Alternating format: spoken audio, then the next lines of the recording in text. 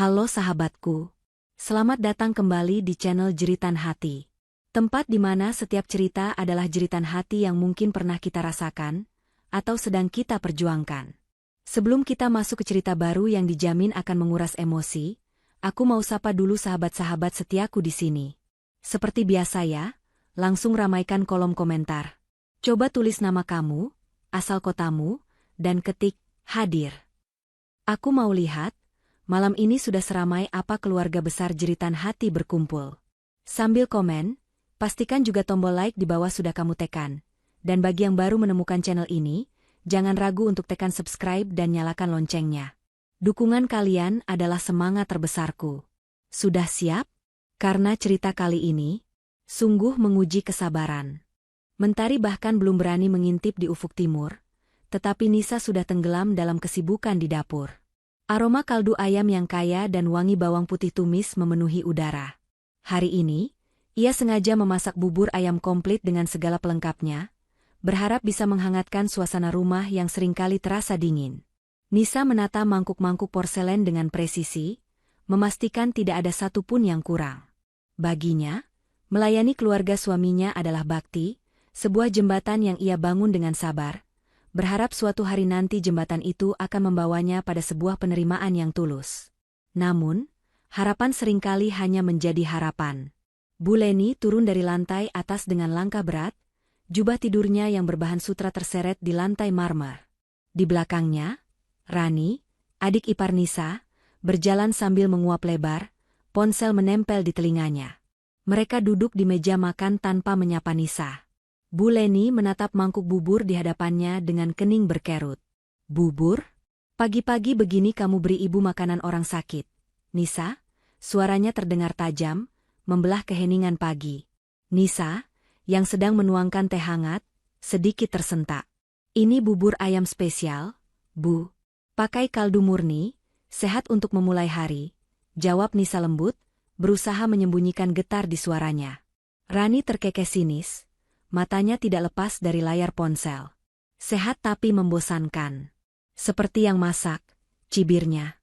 Nisa hanya menarik napas panjang. Sudah 3 tahun ia menjadi bagian dari keluarga ini, dan 3 tahun pula ia belajar menjadi tuli. Ia belajar mengubah rasa sakit hati menjadi kesabaran yang tak bertepi.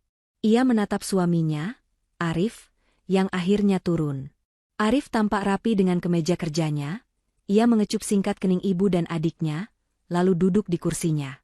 Dia melihat Nisa sekilas, hanya sekilas, lalu sibuk dengan sarapannya sendiri. Arif mendengar cibiran adiknya, dia tahu ketajaman lidah ibunya, tapi dia selalu memilih diam. Kebisuan Arif adalah luka yang jauh lebih perih daripada tamparan. Selesai sarapan, saat Nisa sedang membereskan meja, Bu Leni dan Rani sudah berpindah ke ruang keluarga, asyik membuka paket belanja online yang baru tiba. Ini adalah ritual hampir setiap hari. Kurir datang silih berganti, membawa kotak-kotak bermerek. Rani, lihat gaun ini.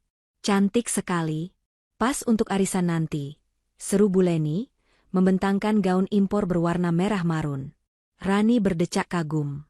Wah, ibu gerak cepat. Aku juga baru pesan sepatu yang serasi. Arif, yang sedang memakai sepatunya di dekat pintu, melirik tumpukan kotak itu dengan cemas. Bu, Rani, kalian belanja lagi? Bukannya bulan ini sudah habis banyak? Tegur Arif pelan. Wajah Bu Leni langsung berubah masam. Arif, kamu ini bagaimana? Ibu dan adikmu ini butuh penampilan. Kami menjaga nama baik keluarga. Lagi pula, ini kan pakai uang suamimu, katanya sambil melirik tajam ke arah Nisa. Nisa yang sedang membawa nampan, berhenti sejenak. Ini dia. Momen yang selalu terjadi. Arif terdiam, tidak bisa membantah, karena memang bukan uangnya yang dipakai. Gaji manajer Arif tidak akan pernah cukup untuk menutupi gaya hidup mewah ibu dan adiknya. Nisa menghela napas, lalu berjalan mendekat. Sudahlah, Mas. Tidak apa-apa. Biar ibu dan Rani senang, kata Nisa, mencoba menenangkan. Bu Leni mendengus. Tuh, dengar. Istrimu saja mengerti. Kamu sebagai suami malah perhitungan. Nisa tahu, di balik semua kemewahan ini, ada tangannya yang bekerja dalam diam.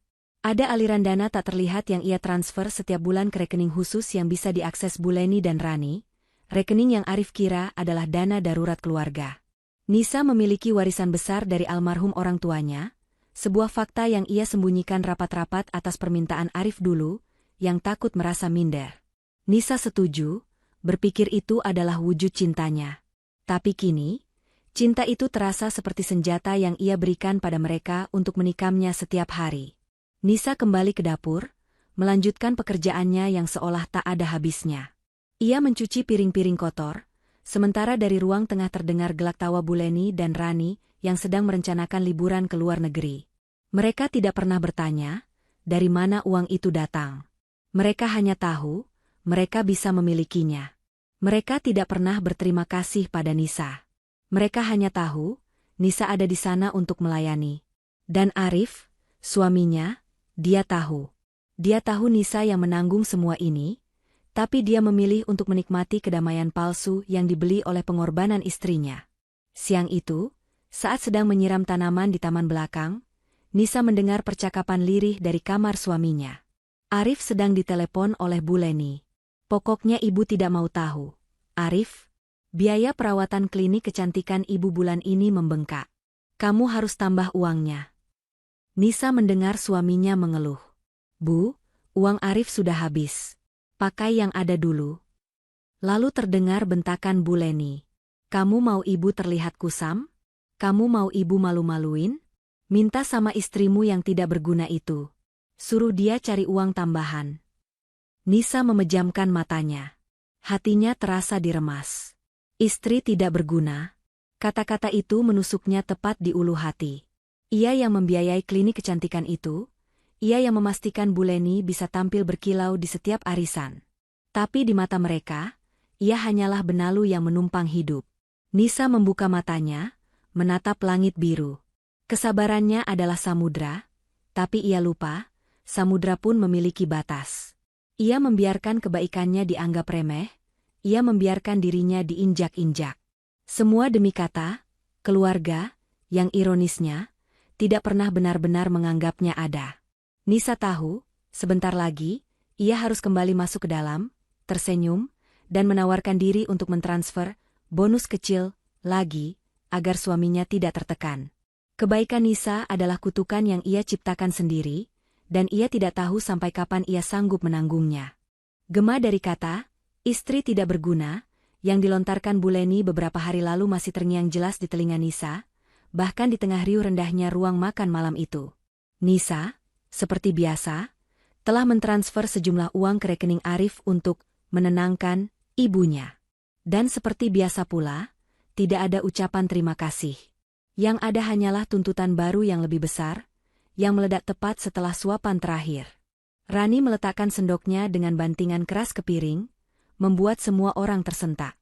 Aku bosan, serunya, bibirnya mengerucut. Setiap hari begini-begini saja.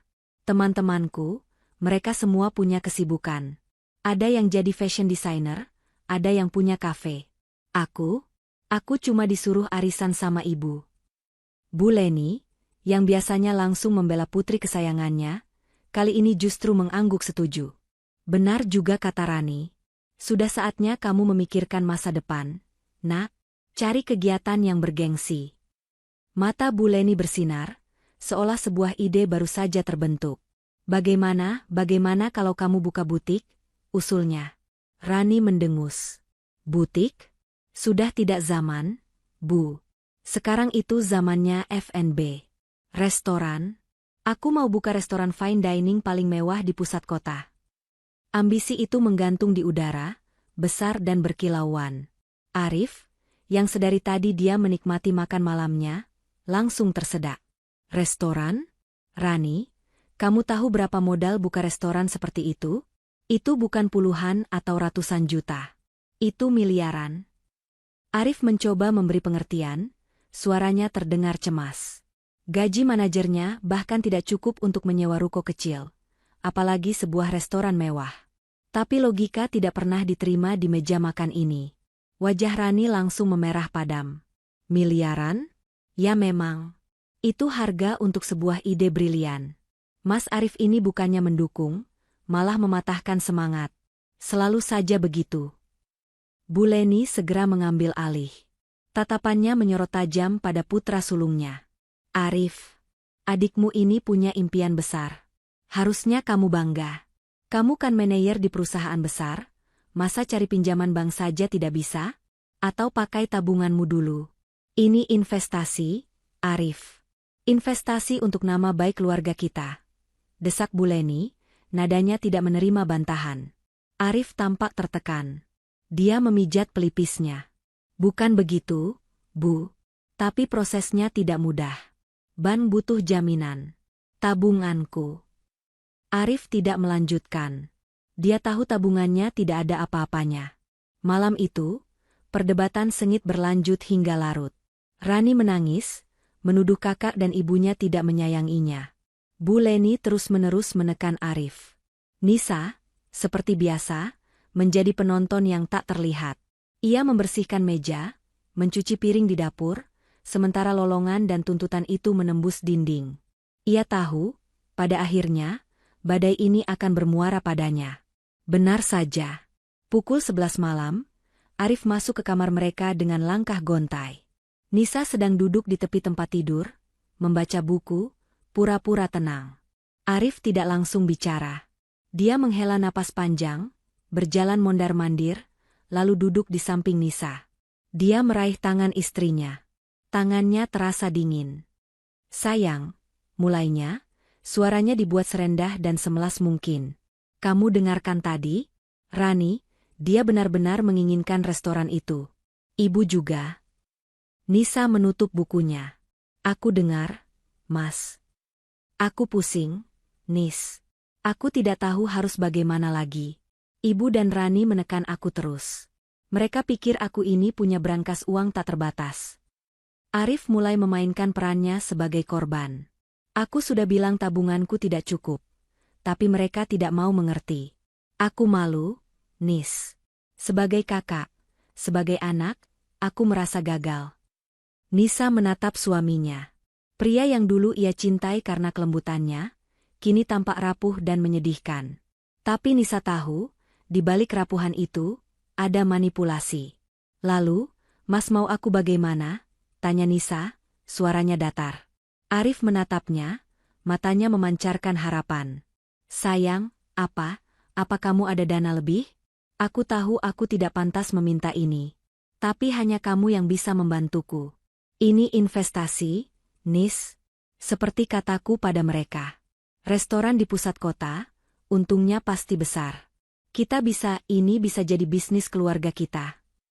Nisa menarik tangannya dari genggaman Arif. Ia berdiri dan berjalan ke arah jendela, menatap gelapnya malam. Hatinya lelah. Bisnis keluarga? Atau bisnis Rani dan Bu Leni yang dibiayai oleh istri tidak berguna? Ini, sindir Nisa, suaranya nyaris berbisik. Arif tersentak. Dia menghampiri Nisa, memegang bahunya. Nisa, jangan bicara begitu. Aku minta maaf soal ucapan ibu. Ibu tidak bermaksud. Selalu saja begitu, potong Nisa. Ia berbalik, menatap mata suaminya. Tapi baiklah. Aku akan danai. 100%. Mata Arif langsung berbinar, senyum lega terbit di wajahnya. Benarkah, Nis? Ya Tuhan, terima kasih. Sayang, kamu memang. Nisa mengangkat tangannya, menghentikan euforia suaminya. Tapi ada syaratnya.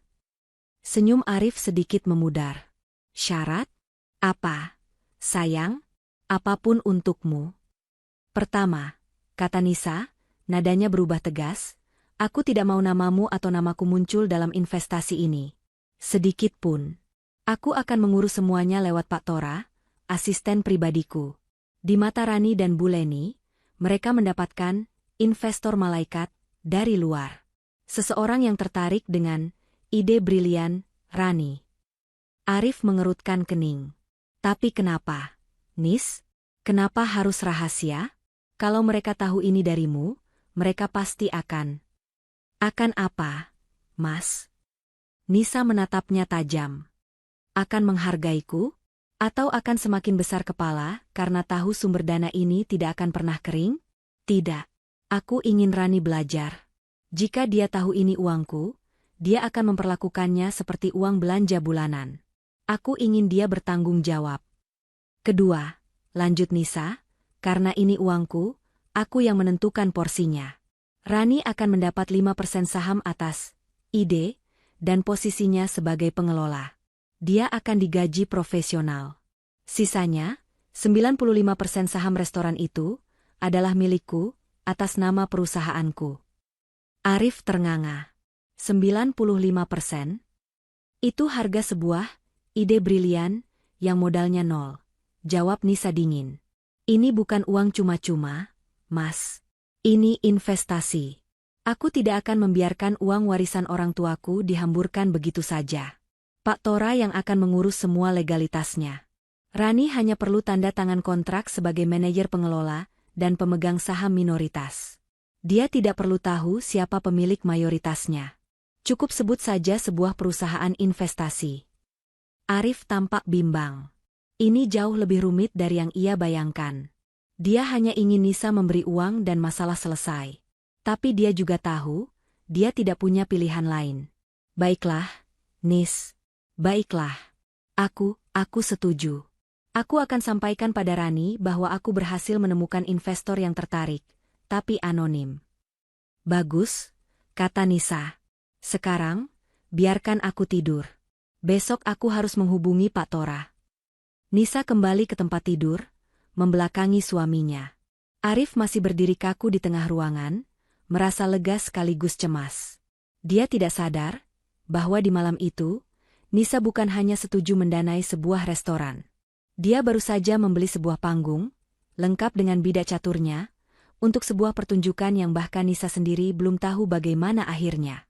Dia hanya tahu, dia lelah menjadi tidak berguna.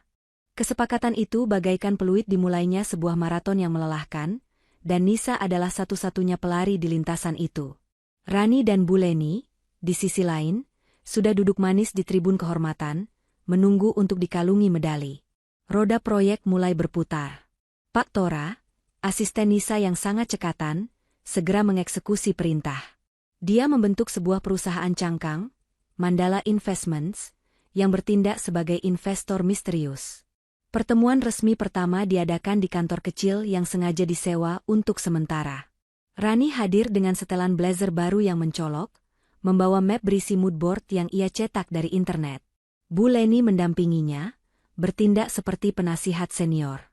Nisa hadir dalam kapasitas yang berbeda. Ini Nisa, Arif memperkenalkannya pada Pak Tora dengan sedikit canggung. Istri saya. Dia nanti yang akan bantu koordinasi di lapangan. Mengawasi tukang, memastikan semua lancar. Ya kan, sayang? Nisa hanya tersenyum dan mengangguk. Pak Tora, seorang profesional sejati, menjabat tangan Nisa dengan tatapan datar, seolah baru pertama kali bertemu. Baik, Bu Nisa. Senang ada yang bisa membantu di lapangan. Rani memutar bola matanya. Ya, pastikan saja dia tidak salah pilih warna lagi. Cibirnya pelan, merujuk pada insiden gorden di rumah mereka dulu. Bu Leni menimpali, Pak Tora, yang penting anak saya Rani ini idenya cemerlang. Nisa ini nanti bagian teknis saja. Suruh-suruh apa yang perlu. Nisa menelan ludah, menahan rasa panas di wajahnya. Bagian teknis. Disuruh-suruh. Dia yang memegang 95% saham, kini diposisikan sebagai pesuruh. Dan pekerjaan, pesuruh, itu pun dimulai. Nisa adalah orang pertama yang tiba di lokasi ruko yang mereka sewa, dan orang terakhir yang pulang. Dia tidak hanya mengawasi. Dia bekerja. Dia yang bernegosiasi alot dengan kontraktor mengenai biaya pembobokan dinding, dia yang memeriksa detail instalasi pipa gas di dapur agar sesuai standar keamanan, dia yang menghabiskan berjam-jam membandingkan spesifikasi chiller dan freezer agar hemat energi. Nisa tenggelam dalam cetak biru, debu semen, dan tumpukan faktur. Dia menggunakan seluruh pengetahuannya sebagai lulusan bisnis terapan, memastikan setiap rupiah dari uangnya digunakan secara efisien. Lalu, di siang hari yang terik, saat Nisa sedang berjongkok memeriksa sambungan listrik, rombongan, Ratu, pun tiba. Rani dan Bu Leni melangkah masuk. Kacamata hitam besar menutupi wajah mereka, aroma parfum mahal mereka langsung kontras dengan bau cat yang menyengat.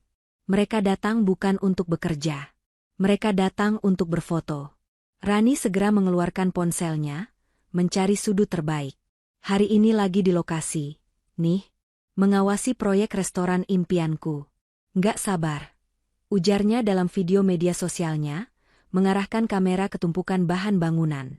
Dia sengaja tidak menyorot Nisa yang berkeringat di sudut.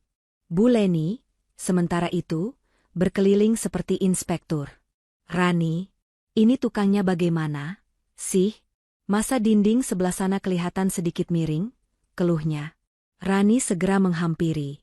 Mana? Oh iya, Nisa. Nisa, panggilnya, seolah memanggil bawahan. Nisa bangkit, membersihkan tangannya yang kotor ke celana jeansnya. Ya, Ran? Kamu ini ngawasinnya gimana? Sih? Ini dindingnya miring. Aku nggak mau tahu, bongkar. Malu-maluin kalau tamuku lihat. Bentak Rani di depan para pekerja. Kontraktor yang dari tadi diam, akhirnya angkat bicara. Maaf, Bu Rani.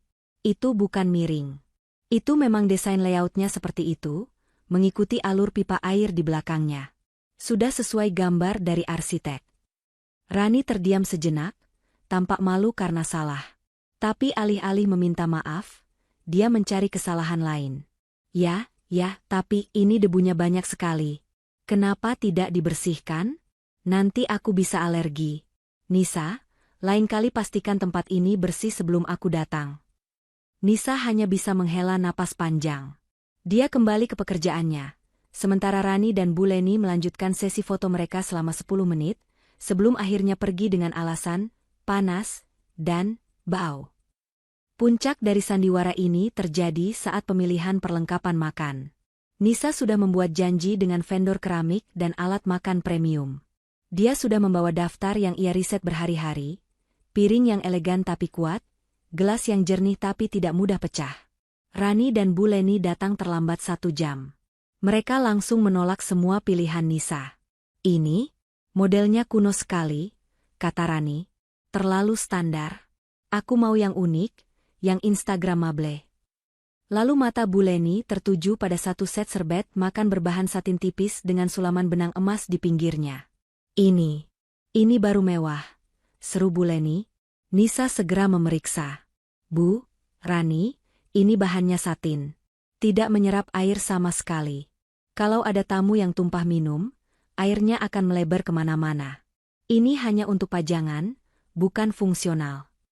Rani memelotot. Kamu itu lagi-lagi merusak fisikku. Tentu saja aku tahu. Ini namanya estetika, Nisa. Kamu tidak mengerti, ya? Tamu-tamuku itu orang kelas atas. Mereka tidak akan tumpah-tumpah. Aku mau yang ini. Tapi, Ran, harganya 3 kali lipat dari budget serbet kita. Dan harus dry clean khusus. Nisa mencoba berargumen dengan logika.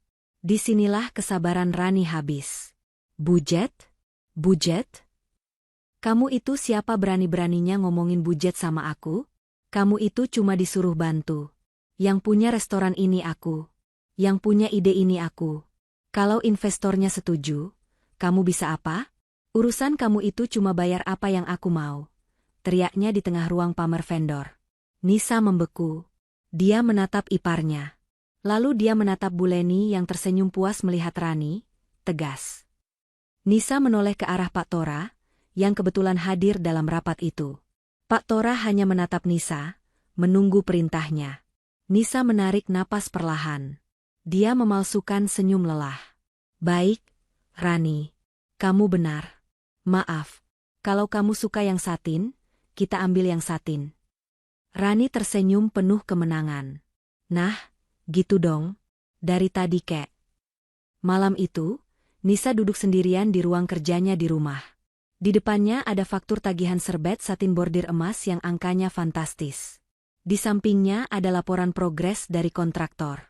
Dia, si pekerja keras, baru saja menyetujui pengeluaran konyol yang diajukan oleh si ratu palsu. Dia menandatangani persetujuan pembayaran itu, menggunakan pena yang harganya mungkin lebih mahal dari gaji Arif sebulan. Ironis. Dia membiayai panggung penghinaannya sendiri. Tapi Nisa tahu, Setiap kain satin mahal itu, setiap teriakan Rani, setiap senyuman sinis Bu Leni, adalah paku yang ia kumpulkan. Paku yang suatu hari nanti akan ia gunakan untuk membangun sesuatu yang lain. Sesuatu yang jauh lebih kokoh dari sekadar restoran impian. Malam grand opening adalah malam di mana semua bintang seolah sengaja berkumpul untuk menerangi ambisi Rani. Restoran yang diberi nama Le Rêve d'Or, Impian Emas, itu bersinar megah di jantung kota. Sebuah nama yang ironisnya, dipilih Rani dari sebuah majalah mode, namun dibiayai oleh emas murni kesabaran Nisa. Malam itu, ruko 3 lantai yang tadinya kusam, telah bertransformasi menjadi istana kaca dan cahaya. Karpet merah terbentang di pintu masuk, valet parking sibuk, dan alunan lembut musik string quartet, tentu saja pilihan Rani, yang Nisa tahu harganya selangit, mengalir keluar, menyambut tamu-tamu VVIP. Di depan pintu, Rani berdiri laksana ratu malam. Ia mengenakan gaun sekuin berwarna emas mawar yang memeluk tubuhnya, dirancang khusus oleh desainer yang sedang naik daun. Di sampingnya, Bu Leni tak kalah mentereng, dengan tatanan rambut tinggi dan perhiasan berlian yang berkilau di setiap gerakan. Mereka adalah pusat alam semesta malam itu. Blitz kamera dari blogger makanan dan media lifestyle yang diundang tak henti-hentinya menyorot mereka. Luar biasa, Rani, konsepnya brilian, puji seorang tamu. Bu Leni, selamat. Putrinya hebat sekali, bisa membangun restoran semewah ini di usianya yang masih muda. Bu Leni tersenyum angkuh. Tentu saja. Keturunan siapa dulu? Rani ini memang punya visi yang tidak dimiliki orang biasa. Semua ini murni ide dan kerja kerasnya dari nol. Di mana Arif? Suami Nisa itu berdiri tidak jauh dari mereka, dadanya membusung bangga. Kemeja sutra barunya, yang Nisa setrika tadi pagi, tampak licin, dan dia sibuk menjabat tangan para relasi bisnis yang diundang. Ya, ini bisnis adik saya. Dia memang kreatif, ucapnya pada seorang kolega, seolah-olah dia ikut andil dalam kreativitas itu. Dia menikmati kemewahan yang terpantul dari kesuksesan palsu adiknya, berjemur dalam cahaya yang bukan miliknya. Dan di mana Nisa? Nisa tidak berada di karpet merah. Dia tidak sedang memegang gelas sampanye. Dia baru saja keluar dari dapur utama, napasnya sedikit terengah. 15 menit sebelum pita digunting, chiller utama untuk dessert tiba-tiba mati. Kepanikan melanda Koki. Tapi Nisa, dengan tenangnya, mengenali masalahnya. Itu adalah sekring yang salah pasang, sesuatu yang sudah ia peringatkan pada kontraktor Rani, namun diabaikan. Dengan tangan terampil, Nisa, dibantu seorang teknisi gedung, berhasil memperbaikinya dalam 10 menit. Dia menyelamatkan highlight malam itu, lava cake emas yang rapuh, tanpa seorang pun tahu. Dia mengelap sedikit keringat di pelipisnya, merapikan blus sederhananya yang berwarna biru tua dan rok span hitam. Itu pakaian terbaiknya yang paling sopan, tapi jelas tenggelam di antara lautan gaun malam para tamu. Dia berjalan ke aula utama, mencoba mencari suaminya. Dia hanya ingin segelas air putih. Dia melihat Arif sedang tertawa bersama rekan-rekannya. Nisa tersenyum kecil, ia berjalan menghampirinya. Belum sampai 3 langkah, jalannya dihadang oleh Rani. Iparnya itu menatap Nisa dari atas ke bawah, tatapan matanya tajam dan penuh penghinaan. Nisa, desisnya pelan, tapi cukup tajam untuk didengar. Astaga, kamu nggak lihat penampilan kamu? Kamu mau bikin malu aku? Nisa tertegun. Apa maksudmu, Ran? Aku hanya mau. Hanya mau apa? Merusak pemandangan? Potong Rani. Lihat baju kamu. Kusam. Kayak baju orang mau ke kantor. Tamu-tamuku ini orang penting semua. Kalau mereka lihat kamu, dikira kamu pelayan yang salah seragam. Kamu sadar nggak, sih? Rasa panas menjalari wajah Nisa. Dia merasa seolah ditelanjangi di tengah keramaian. Ran, aku cuma... Sudah. Bu Leni, yang rupanya melihat drama itu, menghampiri mereka. Wajahnya yang tadi tersenyum pada tamu, kini berubah kaku. Benar kata Rani. Kamu itu tidak peka situasi. Tahu ini acara penting, harusnya kamu dandan. Malah pakai baju duka begitu. Sudah, kamu jangan keliling-keliling di depan. Malu-maluin keluarga. Ibu. Suara Nisa bergetar. Dia menoleh, mencari perlindungan pada suaminya. Arif melihat mereka. Dia melihat tatapan merendahkan Rani dan wajah masam ibunya. Dia melihat istrinya yang terpojok. Dan apa yang dia lakukan? Arif berdeham, lalu membuang muka, pura-pura menyapa tamu lain yang baru datang. Dia mengabaikannya. Dia membiarkan istrinya dicabik-cabik di pesta yang dibiayai penuh oleh istrinya sendiri. Hati Nisa yang tadinya hanya retak, kini hancur berkeping-keping. Puncak kesombongan ini lebih menyakitkan dari bentakan manapun. Dia, si pemilik 95% saham, si pekerja keras yang memastikan pondasi bangunan itu kokoh, si penyelamat dessert, kini diusir dari aula utama karena dianggap merusak pemandangan. Nisa, dengerin ibu. Lanjut Bu Leni, menarik Nisa sedikit ke sudut. Kamu ke belakang saja. Bantuan di dapur. Pastikan makanan tidak ada yang telat. Itu lebih berguna daripada kamu mondar-mandir di sini bikin mata sakit. Betul, timpal Rani. Pastikan serbet satin emasku tertata rapi di setiap meja. Jangan sampai ada yang kusut. Gunakan energimu untuk hal yang benar. Nisa tidak menjawab. Dia hanya menatap dua wanita di hadapannya. Lalu dia menatap punggung suaminya yang kokoh, yang pura-pura sibuk. Tidak ada lagi air mata. Yang ada hanyalah rasa dingin yang menusuk. Dia, yang selama ini menjadi fondasi, kini dianggap sebagai debu yang harus disingkirkan. Nisa menarik napas panjang, menahan gemuruh di dadanya. Dia membalikkan badan, bukan menuju dapur, tapi menuju keramaian. Dia butuh pegangan. Dia butuh sesuatu untuk menenangkan tangannya yang mulai gemetar. Dia berjalan ke arah bar, matanya tertuju pada sebuah gelas kosong yang berkilauan di bawah cahaya lampu kristal. Punggung Arif adalah sebuah pernyataan. Sebuah dinding kokoh yang baru saja didirikannya di antara dirinya dan Nisa. Pilihan suaminya untuk membuang muka, pura-pura tidak melihat penghinaan yang baru saja menimpanya, adalah tamparan yang jauh lebih keras daripada tamparan fisik manapun yang bisa Bu Leni berikan. Tamparan itu meremukan harapan terakhir Nisa. Rasa sakit yang tajam tadi kini berubah menjadi rasa dingin yang aneh. Rasa beku. Dia tidak lagi merasa ingin menangis. Dia hanya merasa selesai. Alunan musik string quartet yang mengiringi pesta itu terdengar sumbang di telinganya, seperti mengejek kehancurannya. Tawa para tamu, denting gelas, semua terasa jauh. Nisa berjalan menjauh dari kerumunan, menjauh dari punggung suaminya, kakinya bergerak otomatis. Dia butuh pegangan, sesuatu yang solid untuk dipegang agar tangannya yang mulai gemetar hebat ini berhenti. Dia berjalan ke arah bar, area yang sedikit lebih tenang di sudut ruangan. Dia hanya berdiri di sana sejenak, di samping pilar marmer, mencoba mengatur napasnya. Para bartender sibuk. Di depannya, di meja display kecil, Nisa melihat tumpukan serbet satin emas itu. Serbet-serbet mahal pilihan Rani yang tidak berfungsi. Ironis. Benda-benda cantik yang tidak berguna, sama seperti dirinya di mata keluarga ini. Nisa memejamkan matanya sesaat. Tuhan, beri aku kekuatan, bisiknya dalam hati. Saat itulah matanya menangkap pergerakan gugup. Seorang pelayan muda, mungkin baru pertama kali bekerja di acara sebesar ini, tampak kewalahan. Dia membawa nampan perak besar yang penuh dengan gelas-gelas kristal tinggi bekas minuman selamat datang, mencoba bermanuver di antara tamu yang lalu lalang. Mata pelayan itu tampak panik, dan tangannya sedikit gemetar. Nisa melihat masalah sebelum itu terjadi, nampan itu terlalu berat untuknya, dan dia mengambil rute yang salah. Naluri Nisa untuk membantu, naluri yang selalu menjadi kelemahan sekaligus kekuatannya, mengambil alih. Rasa sakit hatinya sejenak terlupakan. Dia melihat pelayan itu sedikit oleng saat seorang tamu tidak sengaja menyenggolnya. Nisa melangkah maju dari balik pilar, tangannya terulur.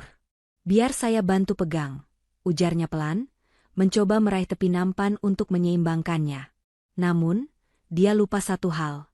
Dia lupa pada lantai marmer yang baru dipoles itu. Dia lupa pada sepatu hak rendahnya yang kusam, tapi praktis. Dan dia lupa bahwa seorang tamu lain baru saja lewat, dan setetes air es dari gelasnya jatuh ke lantai, menciptakan genangan kecil tak terlihat. Kaki Nisa menginjak tepat di titik basah itu. Dalam sekejap, pijakannya hilang. Keseimbangannya lenyap. Tubuhnya terhuyung ke depan. Alih-alih membantu, Nisa justru menabrak pelayan muda itu dengan keras. Tangannya, yang tadinya berniat menolong, kini mendorong dasar nampan itu ke atas. Waktu seolah melambat. Nampan perak itu terlempar ke udara.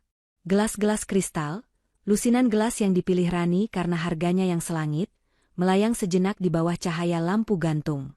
Lalu, prang, kra, tang. Suara itu memekakan telinga. Gelas-gelas itu menghantam lantai marmer dengan kekuatan destruktif, pecah menjadi ribuan kepingan berkilauan. Nampan perak itu sendiri jatuh berdebam dengan bunyi yang memilukan. Musik berhenti.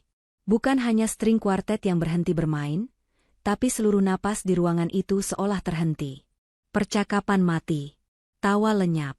Keheningan total yang tiba-tiba terasa begitu membebani, jauh lebih bising daripada suara pecahan kaca tadi. 100 pasang mata, mata para tamu VVIP, mata para blogger yang sedang merekam, mata Arif, mata Buleni, dan mata Rani, semua menoleh serempak ke sumber suara. Di sanalah pemandangannya. Di tengah lautan pecahan kristal yang berkilauan seperti berlian yang hancur, Nisa terduduk di lantai. Dia tidak jatuh telentang, tapi dia terduduk kaku, syok. Sisa sampahnya dari gelas-gelas itu membasahi rok hitamnya. Di depannya, pelayan muda itu berdiri gemetar, wajahnya pucat pasi seperti mayat. Nisa menatap tangannya. Telapak tangannya tergores sedikit.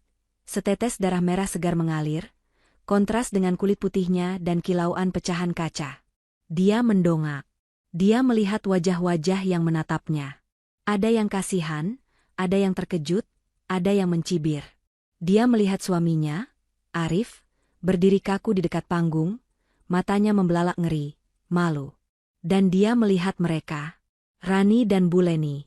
Mereka berdiri terpaku di tengah ruangan, mata mereka menyala. Wajah Buleni merah padam karena amarah yang tertahan. Tapi wajah Rani adalah topeng kemarahan murni. Impian emasnya ternoda. Pesta sempurnanya dirusak. Dan pelakunya adalah orang yang paling ia benci. Keheningan yang pecah itu terasa jauh lebih memekakan daripada suara lusinan gelas kristal yang baru saja menghantam lantai. Selama beberapa detik yang terasa seperti selamanya, tidak ada seorang pun yang bergerak atau bersuara. Alunan musik string kuartet telah mati total. Aula utama restoran, Impian Emas, itu membeku dalam satu adegan tragis. Nisa masih terduduk kaku di lantai marmer yang dingin, di tengah lautan pecahan kaca yang berkilauan seperti berlian yang dihancurkan. Rok hitam sederhananya basah oleh sisa-sisa sampahnya mahal. Telapak tangannya, yang tadi terulur untuk menolong, kini tergores. Setetes darah merah pekat mulai mengalir, kontras dengan kulitnya yang pucat dan kilau beling-beling tajam di sekitarnya. Pelayan muda yang ditabraknya berdiri gemetar, wajahnya pucat pasi, air matanya sudah mengalir deras tanpa suara, seolah menunggu hukuman mati. Nisa mendongak. Hatinya berdebar begitu kencang hingga terasa sakit. Dia melihat 100 pasang mata yang menatapnya. Tatapan terkejut. Tatapan kasihan. Tatapan mencibir. Dia melihat para blogger dan media lifestyle yang diundang. Beberapa dari mereka bahkan tidak berusaha menyembunyikan ponsel yang masih merekam. Dia melihat suaminya, Arif. Pria itu berdiri kaku seperti patung di dekat panggung. Matanya membelalak ngeri, tapi bukan karena khawatir pada Nisa. Itu adalah tatapan malu. Malu yang luar biasa karena istrinya baru saja menciptakan kekacauan di panggung kebanggaan keluarganya. Arif tidak bergerak 1 senti pun ke arahnya. Tapi dari semua tatapan itu, hanya ada satu yang menembus pertahanan Nisa. Mata Rani.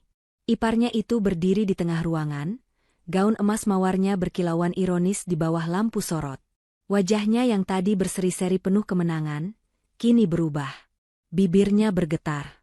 Matanya yang indah itu menyipit, merah, menyala-nyala oleh amarah murni yang baru saja menemukan muaranya.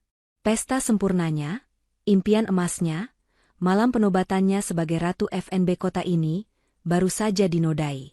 Dan pelakunya adalah orang yang paling ia benci di muka bumi. Di tengah keheningan total, suara hak tinggi Rani yang menghantam lantai marmer terdengar begitu keras, seperti palu hakim yang dijatuhkan. Setiap langkahnya penuh perhitungan dan kemarahan. Para tamu VVIP yang berada di jalurnya otomatis menyingkir, memberi jalan seolah lautan terbelah untuk sang dewi yang murka. Rani berjalan, tidak, dia berbaris menuju pusat kekacauan. Dia berhenti tepat di depan Nisa, menjulang tinggi di atasnya. Nisa, yang masih terduduk di lantai, harus mendongak untuk melihat wajah iparnya. Wajah yang kini dipenuhi kebencian. Dasar wanita pengacau. Teriakan Rani memecahkan keheningan itu untuk kedua kalinya, menggema di seluruh aula, membuat beberapa tamu tersentak kaget. Suaranya melengking tinggi, penuh racun. Kamu? Jari telunjuk Rani yang lentik, dengan kuku emas runcing, teracung lurus ke wajah Nisa. Kamu sengaja, bukan? Mengaku kamu. Kamu sengaja melakukan ini. Nisa menggeleng lemah. Rasa perih di tangannya kini kalah oleh rasa sakit di hatinya. Rani, aku tidak. Suaranya tercekat, nyaris tak terdengar. Diam, bentak Rani lagi, tidak memberinya kesempatan. Kamu pikir aku bodoh? Kamu pikir aku tidak bisa melihat apa yang kamu lakukan? Kamu iri. Kamu iri setengah mati padaku. Kamu tidak tahan melihatku sukses.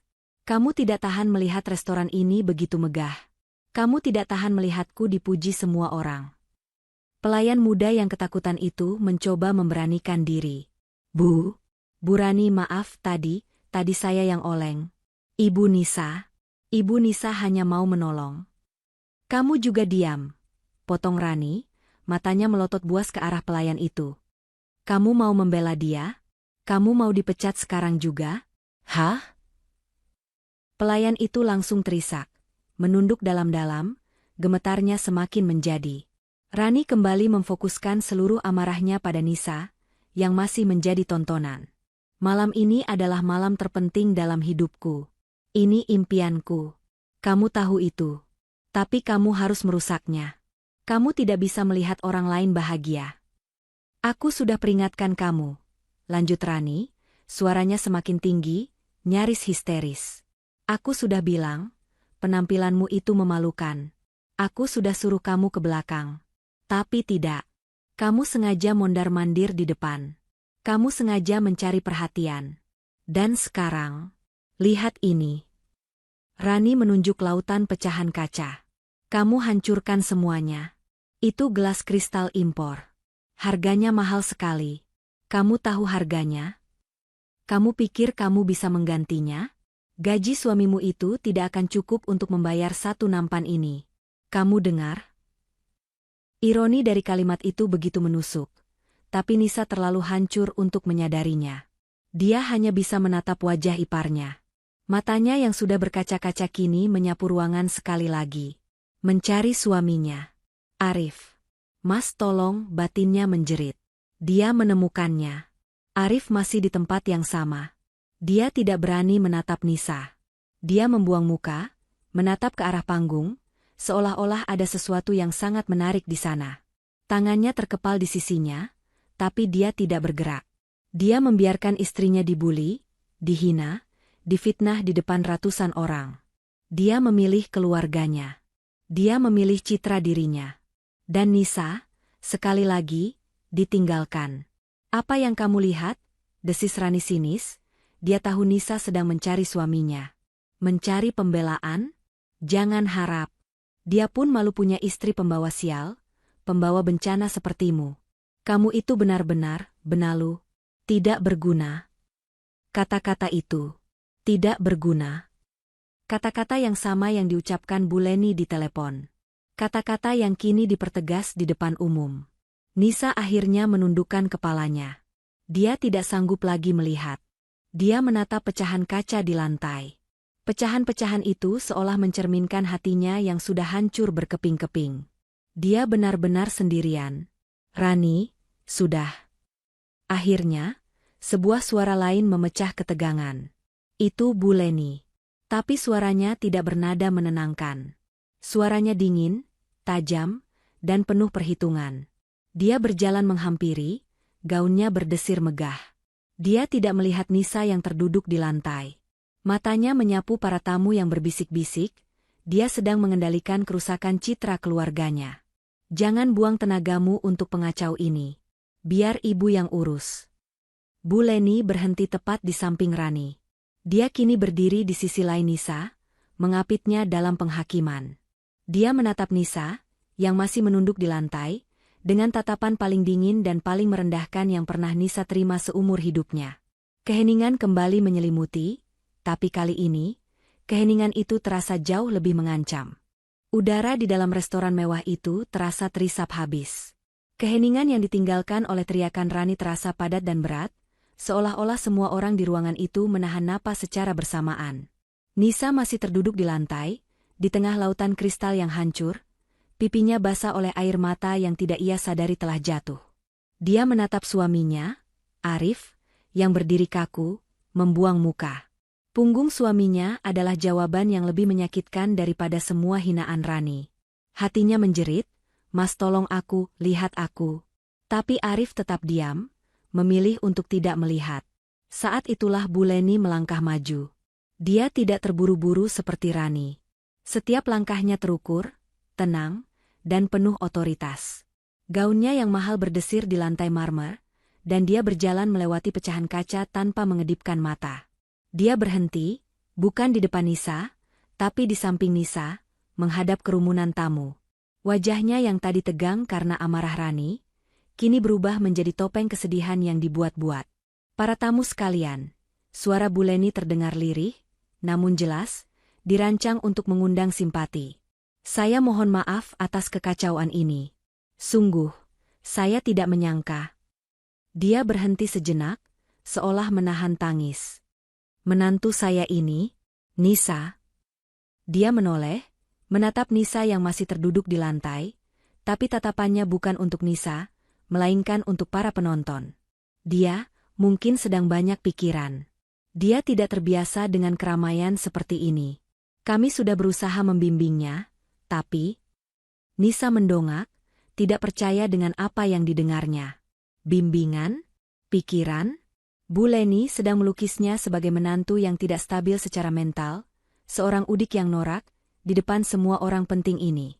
"Bu," bisik Nisa, suaranya parau. "Bukan aku." Bu Leni menoleh ke bawah, senyum simpatiknya lenyap seketika, digantikan oleh tatapan dingin menusuk yang hanya bisa dilihat oleh Nisa. "Diam," desis Bu Leni, begitu pelan hingga hanya Nisa yang dengar. Lalu, Bu Leni berjongkok sedikit, seolah ingin membantu Nisa berdiri. Para tamu melihat ini sebagai gestur ibu mertua yang baik hati. Tapi Nisa melihat api di mata Bu Leni. Tangan Bu Leni terulur, bukan untuk menarik Nisa berdiri, tapi untuk mencengkeram lengan Nisa dengan keras. "Kamu pikir kamu siapa merusak acara anak saya?" Desisnya lagi, kuku-kukunya menancap di kulit Nisa. "Kamu sengaja, kan? Kamu mau bikin malu keluarga ini." "Tidak, Bu, sakit." Nisa mencoba menarik lengannya. "Sakit? Sakit hatiku lebih parah melihat kelakuanmu." Bu Leni lalu berdiri tegak. Dia menarik napas dalam-dalam, seolah kesabarannya telah habis. Dia menatap Nisa yang masih terduduk di lantai, menatapnya dengan jijik.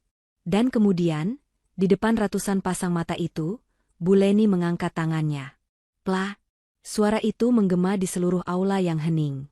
Jauh lebih keras, lebih tajam, dan lebih brutal daripada suara pecahan gelas. Itu adalah suara daging bertemu daging.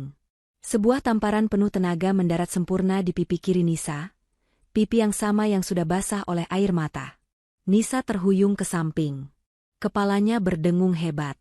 Rasa panas yang menyengat langsung menjalar di wajahnya, begitu sakit hingga air matanya berhenti mengalir saking terkejutnya. Ruangan itu hening seketika. Jika tadi hening karena syok, kini hening karena ngeri. Beberapa tamu wanita di barisan depan terdengar terkesiap, menutup mulut mereka. Tamparan itu adalah sebuah sinyal. Nisa memegang pipinya yang kini terasa kebas dan terbakar. Dia perlahan menolehkan kepalanya, bukan ke arah Bu Leni, tapi ke arah suaminya. "Arif." Dia melihatnya. Dia melihat tamparan itu mendarat. Nisa melihat suaminya tersentak kaget. Mata Arif membelalak. Tapi dia tetap di sana. Dia tidak bergerak. Dia tidak berlari. Dia tidak berteriak, "Ibu, cukup." Dia tidak melakukan apa-apa. Dia hanya berdiri kaku, pucat, seolah kakinya dipaku ke lantai. Dia melihat istrinya ditampar di depan umum oleh ibunya sendiri, dan dia memilih untuk tetap menjadi patung. Disitulah semuanya berakhir. Hati Nisa, yang tadi hancur berkeping-keping, kini terasa kosong. Rasa sakit di pipinya, perih di telapak tangannya yang berdarah, semua itu lenyap. Digantikan oleh kekosongan yang dingin. Kebaikan yang selama ini ia pelihara, kesabaran yang ia bangun setinggi gunung, cintanya pada Arif, semuanya menguap di detik Arif memilih untuk diam. Tidak tahu malu, bentak Bu Leni, suaranya kini meninggi, memecah kengerian itu. Membuat malu keluarga di depan semua orang. Kamu itu benar-benar pembawa sial. Sejak kamu masuk ke keluarga ini, tidak ada yang beres. Sudah, pergi kamu. Pergi dari sini. Jangan bikin malu kami lebih lama lagi. Bu Leni menunjuk ke arah pintu keluar dapur, seolah Nisa adalah sampah yang harus dibuang. Rani tersenyum puas di belakang ibunya. Kemenangan kecilnya. Tapi Nisa tidak lagi mendengar mereka. Telinganya berdengung. Dia menatap lantai marmer di depannya. Pecahan-pecahan kaca itu. Dia melihat bayangan dirinya di pecahan terbesar. Seorang wanita bodoh yang terduduk di lantai, dengan pipi merah membara dan hati yang mati. Dia menunduk. Perlahan, dengan martabat yang tersisa, Nisa menumpukan berat badannya pada tangannya yang tidak berdarah. Dia mengabaikan pecahan kaca di sekitarnya. Dia tidak butuh bantuan. Dia tidak lagi melihat ke arah Arif. Dia berdiri. Dia berdiri tegak di tengah kehancuran itu. Roknya basah kuyup. Pipinya merah bengkak. Tangannya berdarah. Tapi matanya tidak lagi menangis. Matanya kering dan dingin. Bu Leni dan Rani terkejut melihat Nisa berdiri sendiri. Apa yang kamu tunggu? Pergi, usir Rani. Nisa tidak bergerak. Dia hanya berdiri di sana sejenak. Dia membiarkan semua orang melihatnya. Dia membiarkan mereka melihat apa yang telah dilakukan keluarga terhormat ini padanya. Dia menyapu pandangannya ke seluruh ruangan. Para tamu yang berbisik-bisik. Pelayan yang ketakutan. Lalu, dia menatap Bu Leni. Dia menatap Rani. Dan terakhir, tatapan terlamanya, dia menatap Arif. Suaminya akhirnya menatapnya, matanya penuh ketakutan dan rasa bersalah yang terlambat. Nisa tidak mengatakan apa-apa. Dia tidak perlu. Tatapannya sudah cukup. Dengan punggung selurus baja, Nisa berbalik. Dia tidak berjalan ke pintu keluar dapur seperti yang diperintahkan.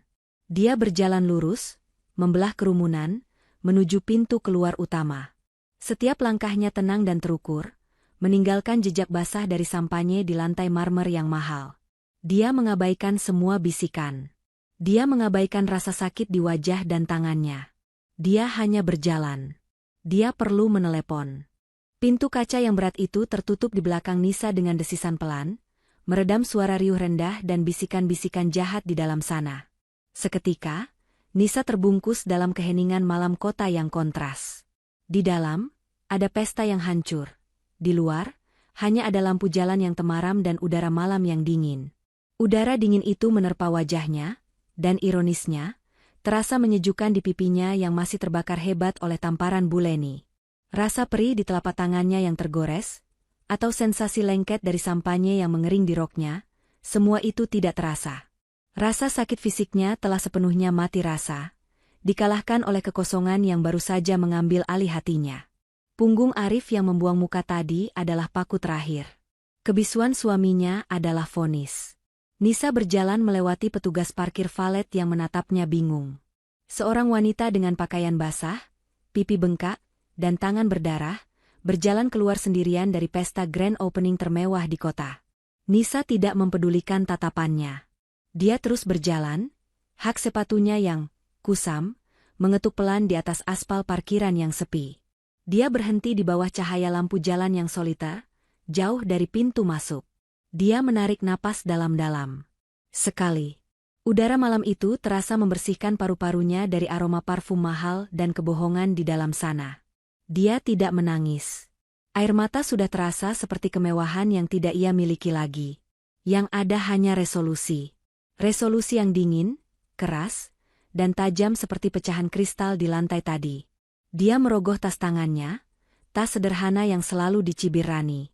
Tangannya, yang gemetar hebat saat menumpahkan gelas tadi, kini anehnya begitu stabil. Dia mengeluarkan ponselnya. Layarnya menyala, menerangi wajahnya yang pucat namun tegas. Dia tidak menelepon Arif. Dia tidak menelepon taksi untuk pulang. Dia membuka kontaknya dan menekan satu nama. Panggilan itu tersambung hanya dalam satu dering. Malam, Bu Nisa. Suara di seberang sana terdengar profesional, tenang, dan selalu siaga. Itu adalah suara Pak Tora, asisten pribadi sekaligus manajer aset kepercayaannya. Pak Tora, suara Nisa terdengar berbeda, bahkan di telinganya sendiri. Tidak ada lagi kelembutan, tidak ada getar tangis. Suaranya rendah, datar, dan sedingin baja. Saya butuh Anda. Sekarang juga. Di seberang sana, Pak Tora pasti bisa merasakan urgensi yang tidak biasa itu, namun nadanya tetap profesional. Baik, Bu. Saya segera ke lokasi Ibu. Di mana? Restoran Le Revedor. Di pusat kota. Restoran yang baru buka malam ini, potong Nisa. Ada jeda sepersekian detik. Pak Tora tahu persis restoran itu. Dia yang mengurus semua dokumen investasinya. Saya mengerti, Bu. Ada yang perlu saya siapkan. Nisa memejamkan matanya sesaat, bayangan tamparan Bu Leni melintas. Bayangan punggung Arif. Ya, katanya, matanya terbuka, kini berkilat di bawah cahaya lampu. Bawa amplop rahasia itu. Pak Tora langsung paham. Amplop yang berisi dokumen kepemilikan? Tepat, tegas Nisa. Amplop coklat tebal dari Mandala Investments. Bawa semua dokumen aslinya. Akta kepemilikan saham 95%. Semua perjanjian investasi atas nama Rani. Dan tolong siapkan draft surat pemutusan hubungan kerja atas nama Rani sebagai manajer pengelola. Lagi-lagi, Pak Tora tidak mempertanyakan. Baik, Bu. Dokumen pemutusan kerja akan saya siapkan draft kasarnya. Saya akan tiba dalam 15 menit. 10 menit, Pak Tora. Saya tunggu, ralat Nisa. Panggilan itu ditutup. Nisa tidak bergerak dari tempatnya. Dia berdiri dalam diam, menjadi satu dengan bayang-bayang malam. Dia bukan lagi Nisa si istri penurut. Dia bukan lagi menantu yang sabar. Dia adalah pemilik. Dia adalah investor. Dia adalah kekuatan yang selama ini mereka remehkan, yang kini terbangun. Dia menyentuh pipinya yang bengkak. Tamparan ini akan menjadi tamparan termahal yang pernah Bu Leni berikan seumur hidupnya. Kurang dari 10 menit, sebuah sedan hitam legam yang mengkilap berhenti dengan mulus tepat di depannya. Pak Tora keluar dari kursi penumpang, dia sudah menyuruh sopirnya tancap gas. Pak Tora adalah pria berusia 40-an, selalu rapi dalam setelan jas yang sempurna. Dia melangkah cepat menghampiri Nisa. Saat dia mendekat dan cahaya lampu jalan menerpa Nisa sepenuhnya, topeng profesional Pak Tora nyaris retak. Dia melihat pipi majikannya yang merah membengkak, jejak jari yang nyata. Dia melihat darah kering di telapak tangannya, dan pakaiannya yang berantakan. Matanya menyiratkan keterkejutan dan amarah yang terkendali. Bu Nisa, apa yang terjadi pada Anda? Suaranya terdengar sedikit tercekat. Nisa hanya menatapnya, matanya dingin. Dia tidak menjawab pertanyaan itu. Amplopnya, katanya singkat. Pak Tora seolah tersadar dari keterkejutannya. Dia segera mengangguk, kembali ke mode profesional. Dia mengambil sebuah amplop coklat tebal dan kaku dari dalam tas kerjanya. Semua lengkap, Bu. Sesuai instruksi Anda. Akta asli, perjanjian, dan draft surat pemutusan di atasnya. Nisa mengambil amplop itu. Beratnya terasa pas di tangannya. Terasa seperti sebuah senjata. Terima kasih, Pak Tora. Sekarang, dampingi saya. Anda akan masuk bukan sebagai asisten saya. Anda akan masuk sebagai perwakilan hukum dari Mandala Investments. Pak Tora merapikan dasinya. Sebuah kehormatan, Bu. Nisa berbalik, tidak lagi melihat ke jalanan. Dia mulai berjalan kembali ke pintu masuk restoran itu. Kali ini, langkahnya penuh kuasa. Pak Tora berjalan tegap di sampingnya, setengah langkah di belakang, memancarkan aura otoritas yang tidak bisa diabaikan. Di dalam restoran, suasana sudah sedikit mencair. Bu Leni dan Rani, setelah mengusir Nisa, sedang sibuk melakukan damage control. Bu Leni tertawa-tawa dengan para tamu. Aduh, maaf ya, drama keluarga kecil. Biasalah, menantu sedang sensitif. Rani sibuk memarahi manajer lantai dan para pelayan di sudut, menyalahkan mereka atas insiden itu. Arif akhirnya muncul dari toilet, wajahnya pucat, mencoba tersenyum pada tamu seolah tidak terjadi apa-apa. Tepat pada saat itulah, pintu utama yang megah itu terbuka kembali. Seluruh ruangan hening. Seketika, itu Nisa. Dia kembali. Pakaiannya masih basah, pipinya masih merah bengkak, tangannya masih berdarah. Tapi dia tidak lagi menunduk. Dagunya terangkat. Matanya menyapu ruangan dengan tatapan dingin. Dan dia tidak sendirian. Di sampingnya berdiri seorang pria asing yang gagah dalam setelan mahal, membawa tas kerja, memancarkan aura pengacara papan atas. Dan di tangan Nisa, tergenggam erat sebuah amplop coklat besar yang sangat resmi. Rani, yang sedang memarahi pelayan, berhenti di tengah kalimat. Mulutnya ternganga. Bu Leni, yang sedang tertawa, senyumnya membeku di wajahnya. Arif menatap istrinya dengan ngeri. Kamu, pekik Rani, tidak percaya. Berani-beraninya kamu kembali lagi ke sini. Pengacau? Mau apa lagi kamu? Nisa tidak memandangnya. Dia mengabaikan Rani, mengabaikan Bu Leni, mengabaikan suaminya. Dia berjalan lurus, langkahnya mantap membelah kerumunan. Pak Tora mengikutinya. Tujuannya satu, panggung kecil tempat string quartet tadi bermain. Tempat di mana sebuah mikrofon berdiri tegak di atas stan. Langkah kaki Nisa yang tenang dan mantap membelah keheningan aula. Setiap ketukan hak sepatunya di atas lantai marmer yang licin terdengar, seperti detak palu yang menghitung mundur, berirama dengan detak jantungnya yang kini stabil. Dia tidak lagi berlari, tidak lagi bersembunyi. Dia berjalan lurus, matanya tertuju pada satu titik. Panggung kecil di sudut ruangan. Kerumunan tamu VVIP itu terbelah di hadapannya, memberi jalan seperti air bah yang menyingkir. Mereka menatapnya dengan campuran rasa ngeri, bingung, dan penasaran.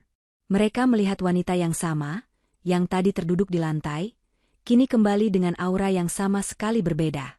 Pipinya yang merah bengkak, tangannya yang berdarah, pakaiannya yang basah, semua itu menjadi kontras yang menakutkan dengan punggungnya yang tegak lurus dan tatapan matanya yang sedingin es. Di seberang ruangan, 3 orang terpenting dalam hidupnya membeku. Bu Leni, yang baru saja kembali menebar senyum palsu pada tamu, kini senyumnya luntur, tergantikan oleh ekspresi tidak percaya.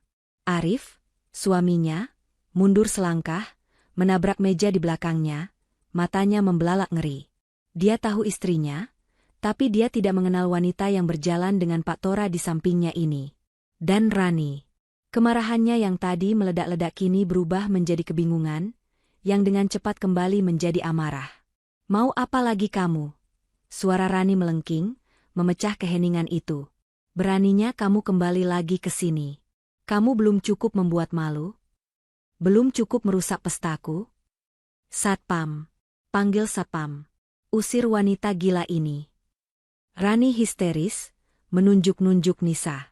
Dia mulai berjalan cepat, berniat menyeret Nisa keluar secara fisik. Namun, sebelum Rani bisa mencapai Nisa, Pak Tora mengambil satu langkah ke depan. Dia memposisikan dirinya di antara Rani dan Nisa. Dia tidak menyentuh, tidak berbicara. Dia hanya berdiri diam, sosoknya yang tinggi dan setelannya yang rapi memancarkan aura otoritas mutlak. Tatapan matanya yang tajam dan profesional sudah cukup untuk membuat Rani terhenti di tempatnya, terintimidasi. Pak Tora kemudian menoleh sedikit ke Nisa, memberinya jalan. Nisa tiba di panggung. Dengan tangan yang masih berbekas darah kering, dia meraih mikrofon dari stannya. Dia memegangnya erat. Tuh! Dia mengetuk mikrofon itu sekali. Suara ketukan kecil itu, diperkuat oleh sound system mewah restoran, terdengar seperti ledakan, membuat seluruh ruangan terlonjak kaget dan akhirnya benar-benar diam. Teriakan histeris Rani terputus di tenggorokannya. Nisa menarik napas. Selamat malam, para tamu undangan, suaranya terdengar jelas, memenuhi setiap sudut ruangan. Suara itu begitu berbeda. Bukan lagi suara Nisa yang lembut dan penuh keraguan.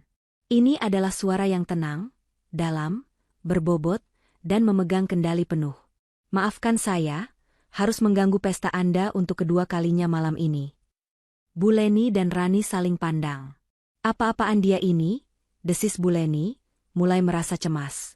Nisa melanjutkan, tatapannya menyapu ruangan, berhenti sejenak pada setiap blogger dan media yang masih merekam. Bagus. Biarkan semua orang menjadi saksi. Nama saya Nisa. Sebagian besar dari Anda mungkin mengenal saya sebagai istri dari Bapak Arif. Dia melirik sekilas ke arah suaminya, yang kini gemetar hebat di sudut, menunduk, tidak berani menatapnya. Atau sebagai menantu dari Ibu Leni, dan kakak ipar dari pemilik restoran ini, Saudari Rani. Tapi malam ini, Nisa mengangkat amplop coklat tebal yang sedari tadi dipegangnya. Dia mengangkatnya tinggi-tinggi agar semua orang bisa melihatnya. Saya hadir bukan dalam kapasitas itu. Dia berhenti sejenak, membiarkan ketegangan menggantung di udara. Saya di sini, lanjutnya, sebagai perwakilan dan pemilik tunggal dari Mandala Investments. Nama itu asing di telinga para tamu, tapi tidak bagi 3 orang di ruangan itu. Wajah Rani, Bu Leni, dan Arif berubah pucat pasi seketika. Itu adalah nama, investor malaikat, misterius yang mendanai segalanya. Bohong, teriak Rani, suaranya pecah oleh kepanikan. Tidak mungkin. Investornya tidak mungkin kamu. Kamu tidak punya apa-apa. Kamu pengangguran. Kamu bohong. Mas Arif. Bilang sama dia. Bilang dia bohong. Semua mata menoleh ke Arif. Arif, yang ditodong seperti itu, hanya bisa menggeleng lemah. Dia tidak bisa bicara. Mulutnya terbuka, tapi tidak ada suara yang keluar. Dia tahu. Jauh di lubuk hatinya, dia selalu tahu dari mana uang itu berasal. Tapi dia terlalu pengecut untuk mengakuinya. Nisa tidak terpengaruh oleh teriakan Rani. Dengan gerakan yang sengaja diperlambat, dia membuka amplop itu. Dia mengeluarkan selembar dokumen tebal dengan materai, stempel notaris, dan tanda tangan basah. Di tangan saya, adalah akta asli kepemilikan. Mandala Investments, yang 100% adalah perusahaan induk milik saya pribadi, mendanai restoran ini. 100%. Dari setiap batu bata, setiap sendok, hingga setiap serbet satin emas yang tidak berguna itu. Keheningan yang pecah. Bisikan-bisikan horor mulai terdengar di antara para tamu. Dan di sini, Nisa mengangkat dokumen itu lebih tinggi, tertulis dengan sangat jelas. Bahwa saya, Nisa Aulia, adalah pemilik 95%, saham dari Le Revedor. Jika tamparan Bu Leni tadi mengejutkan, pernyataan Nisa ini adalah bom nuklir. Wajah Bu Leni berubah dari pucat menjadi abu-abu. Lututnya lemas. Dia hampir jatuh jika tidak berpegangan erat pada meja di dekatnya. Dia tidak percaya ini. Wanita yang dia tampar. Wanita yang dia sebut, tidak tahu malu. Wanita yang dia anggap benalu, adalah bos dari segalanya. Rani, di sisi lain, bereaksi dengan kemarahan putus asa. Tidak. Itu palsu. Dokumen itu palsu. Kamu menipu. Kamu memalsukannya. Kamu. Saya bisa jamin, dokumen itu 100% asli dan sah secara hukum. Suara Pak Tora yang tenang dan berat memotong teriakan histeris Rani. Dia melangkah maju ke samping Nisa, mengambil mikrofon kedua yang tersedia. Selamat malam. Saya Tora, penasihat hukum dan manajer aset dari Mandala Investments. Seluruh dana operasional, modal awal, biaya renovasi, hingga gaji karyawan, termasuk gaji profesional untuk manajer pengelola, Saudari Rani. Pak Tora melirik Rani dengan tatapan setajam pisau. Sepenuhnya berasal dari rekening klien saya, Ibu Nisa Aulia. Selama berbulan-bulan, Nisa mengambil alih lagi, suaranya kini bergetar oleh emosi yang ditahan mati-matian, saya yang mengawasi proyek ini dari nol. Saya yang berdebat dengan kontraktor. Saya yang memastikan dapurnya aman. Saya yang bekerja di lapangan, dalam debu dan semen, sementara orang lain mengambil pujian dan berfoto. Dia menatap lurus ke arah Rani. Saya membiayai impian emas Anda, Rani. Saya melakukannya, lanjut Nisa, berharap kebaikan saya dihargai. Berharap kerja keras saya dilihat. Berharap suatu hari saya dianggap keluarga. Dia berhenti sejenak. Dia menyentuh pipinya yang bengkak dan panas. Tapi malam ini, saya mendapat pelajaran yang sangat berharga. Semua mata tamu beralih dari Nisa ke Bu Leni. Wajah ibu mertua itu kini dipenuhi ketakutan murni. Dia mulai mengerti apa yang baru saja dia lakukan. Dia baru saja menampar pemilik 95% saham. Dia baru saja menghina sumber kekayaannya. Saya tadinya sangat bangga dengan proyek ini. Nisa menatap lurus ke arah Rani dan Bu Leni, suaranya kembali dingin. Tapi saya baru saja menyadari, saya salah investasi. Wajah Rani dan Bu Leni menegang.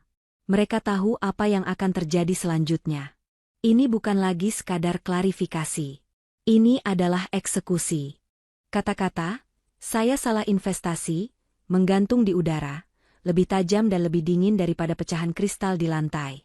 Wajah Bu Leni dan Rani kini bukan lagi pucat pasi, tapi telah berubah menjadi abu-abu ketakutan. Mereka akhirnya mengerti. Ini bukan lagi sekadar drama keluarga. Ini adalah rapat pemegang saham, dan mereka baru saja menghina pemegang saham mayoritas. Nisa melanjutkan, suaranya yang tenang membelah keheningan yang mencekam itu. Saya berinvestasi pada orang-orang yang saya harap bisa menghargai kerja keras. Tapi malam ini, matanya menyorot tajam ke arah Rani, saya baru tahu kalau saya berinvestasi pada orang yang tidak punya etika. Nisa lalu memindahkan tatapannya ke Bu Leni, yang kini gemetar hebat, berpegangan pada meja di dekatnya agar tidak rubuh. Nisa menyentuh pipinya sendiri, pipi yang masih merah bengkak dan berdenyut sakit. Saya berinvestasi pada orang yang tidak punya rasa terima kasih. Lanjutnya, suaranya sedikit bergetar oleh amarah yang tertahan. Dan saya berinvestasi pada orang yang tidak punya sopan santun. Dia berhenti sejenak, membiarkan makna kata-katanya meresap ke seluruh tamu, yang kini menonton dengan napas tertahan. Ponsel di mana-mana terangkat, merekam setiap detik dari kehancuran ini. Ipar saya, Nisa menunjuk Rani dengan dagunya, saudari Rani, yang berdiri di sana dengan gaun emasnya, baru saja meneriaki saya di depan Anda semua, menyebut saya, wanita pengacau. Dia lupa, pengacau ini yang menandatangani cek agar pestanya bisa terlaksana. Dan ibu mertua saya, tatapan Nisa kini terkunci pada Bu Leni. Ibu Leni, yang terhormat baru saja memberi saya hadiah ini. Nisa menunjuk pipinya yang bengkak. Di depan umum. Di pesta yang saya biayai. Dia menampar saya karena saya membuat malu. Sebagai pemilik, suara Nisa kini meninggi, penuh kuasa. Saya tidak bisa membiarkan pengacau mengelola bisnis saya. Saya tidak bisa membiarkan aset saya, aset senilai miliaran, dikelola oleh orang yang tangannya begitu ringan untuk menampar. Orang yang etikanya lebih rendah dari debu di lantai ini. Jadi, Nisa menarik napas panjang. Inilah puncaknya. Selamat atas grand openingnya. Rani dan Bu Leni menatapnya dengan secercah harapan putus asa, mengira Nisa akan berhenti di sana. Sekaligus, lanjut Nisa, selamat atas grand closingnya. Sebuah desahan kolektif terdengar dari para tamu. Bom itu akhirnya meledak. Tidak. Rani menjerit histeris, suaranya pecah dan melengking. Kamu tidak bisa. Ini restoranku. Ini mimpiku. Kamu tidak bisa menutupnya. Kamu bohong. Dokumen itu palsu. Aku tidak percaya. Rani mulai kalap, dia berlari ke arah panggung, berniat merebut dokumen itu dari tangan Nisa. Namun Pak Tora sudah menduganya. Dia melangkah maju, menghalangi Rani dengan tubuhnya yang tegap. Saudari Rani, mohon tenang. Jika Anda berbuat keributan, kami akan memanggil keamanan, ucap Pak Tora dingin. Dan perihal penutupan. Ibu Nisa sangat bisa. Sebagai pemilik 95% saham, beliau memiliki hak mutlak untuk membubarkan manajemen. Nisa, nah? Tiba-tiba, Bu Leni yang dari tadi membatu, luruh ke lantai. Dia tidak pingsan, dia bersujud. Dia menangis meraung-raung, memukul-mukul lantai. Nisa, ibu mohon. Nak, ampuni ibu. Ibu hilaf. Jangan ditutup. Nak, ibu mohon. Ini impian Rani. Kasihanilah kami. Pemandangan seorang wanita angkuh yang kini bersujud di lantai, memohon ampun, adalah pemandangan yang dramatis. Tapi Nisa hanya menatapnya dengan dingin. Nak, ibu baru memanggil saya. Nak, sekarang, balas Nisa, suaranya menusuk. Setelah ibu menampar saya di depan umum, setelah ibu sadar bahwa menantu tidak berguna, ini adalah orang yang memegang hidup ibu, di mana panggilan, Nak, itu saat ibu menyuruh saya membersihkan debu?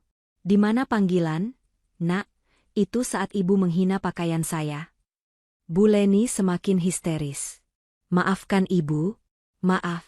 Nisa, jangan hukum kami begini. Nisa. Suara ketiga, suara yang paling Nisa benci malam itu, akhirnya terdengar. Arif. Suaminya berlari dari sudut persembunyiannya. Wajahnya pucat, dipenuhi keringat dingin dan rasa bersalah yang sudah terlambat. Nisa, sayang, cukup. Hentikan semua ini. Ini Mas, sayang, jangan begini, kita ini keluarga. Kita bisa bicarakan ini baik-baik di rumah. Arif mencoba meraih tangan Nisa, tangan yang tidak berdarah. Nisa menarik tangannya dengan kasar, seolah sentuhan Arif adalah api. Dia menatap suaminya untuk pertama kali sejak dia kembali ke aula. Tatapannya begitu dingin hingga Arif mundur selangkah. Rumah? Nisa tertawa, tapi tawa itu terdengar pahit dan menakutkan. Rumah yang mana? Mas? Rumah yang biaya cicilannya aku yang bayar diam-diam? Rumah yang atapnya aku sediakan agar Mas bisa berlindung, sementara aku dihina di dalamnya. Nisa, aku? Arif tergagap. Kita bisa bicara baik-baik? Lanjut Nisa, suaranya meninggi. Di mana Mas tadi saat Rani meneriakiku? Pengacau? Di mana Mas tadi saat ibumu mengangkat tangannya? Nisa menunjuk pipinya. Aku melihatmu, Arif. Aku melihatmu di sana. Kamu melihat semuanya. Kamu melihat tamparan itu mendarat. Dan kamu membuang muka. Aku takut. Nis. Lirih Arif, sebuah pengakuan yang menyedihkan. Kamu tidak takut, desis Nisa. Kamu hanya pengecut. Kamu pengecut yang bersembunyi di balik kekayaan istrimu, tapi juga malu memiliki istri sepertiku. Kamu lebih memilih citra keluargamu daripada harga diri istrimu sendiri. Mulai malam ini, kita bukan lagi keluarga. Kita bukan apa-apa. Nisa berbalik dari Arif, yang kini terduduk lemas di lantai, menyusul ibunya. Dia kembali menghadap mikrofon, mengabaikan Rani yang masih menjerit-jerit ditahan Pak Tora, dan Bu Leni yang meratap histeris. Restoran ini, umum Nisa dengan suara lantang dan final. Resmi saya tutup. Detik ini juga. Dia meletakkan amplop coklat itu di atas podium. Kepada Pak Tora, saya instruksikan untuk segera memproses likuidasi aset. Bayar pesangon semua karyawan yang tidak bersalah malam ini juga. Untuk manajemen. Dia melirik Rani. Tidak ada pesangon sepeser pun. Nisa lalu menatap para tamu undangan, para blogger yang masih merekam dengan rakus. Sekali lagi, mohon maaf atas pertunjukan yang tidak menyenangkan ini. Tapi setidaknya, Anda semua mendapat cerita yang jauh lebih menarik daripada sekadar ulasan makanan. Dia tersenyum tipis, senyum pertama malam itu. Silakan habiskan makanan dan minuman Anda. Semuanya sudah saya bayar lunas. Anggap saja ini, pesta perpisahan.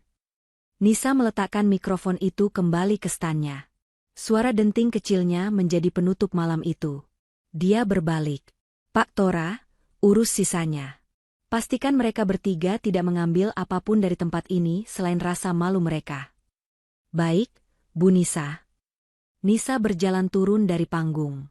Dia tidak lagi melihat ke kiri atau ke kanan. Dia berjalan melewati Bu Leni yang pingsan di lantai. Dia berjalan melewati Rani yang terduduk lemas, menangis tanpa suara, riasannya luntur. Dia berjalan melewati Arif, suaminya, yang menatapnya dengan tatapan kosong penuh penyesalan. Dia berjalan lurus, membelah kerumunan, menuju pintu keluar utama. Punggungnya tegak, langkahnya mantap. Dia tidak perlu menoleh ke belakang lagi. Di luar, udara malam terasa dingin, tapi untuk pertama kalinya dalam 3 tahun, Nisa merasa hangat. Dia baru saja mengambil kembali hidupnya. Kebaikan yang tulus bukanlah untuk diinjak-injak, melainkan untuk dihargai. Jangan pernah membiarkan orang lain merendahkan harga dirimu hanya karena kamu memilih untuk bersabar. Sebab, kesabaran yang paling dalam sekalipun, memiliki batas akhir yang sangat tegas.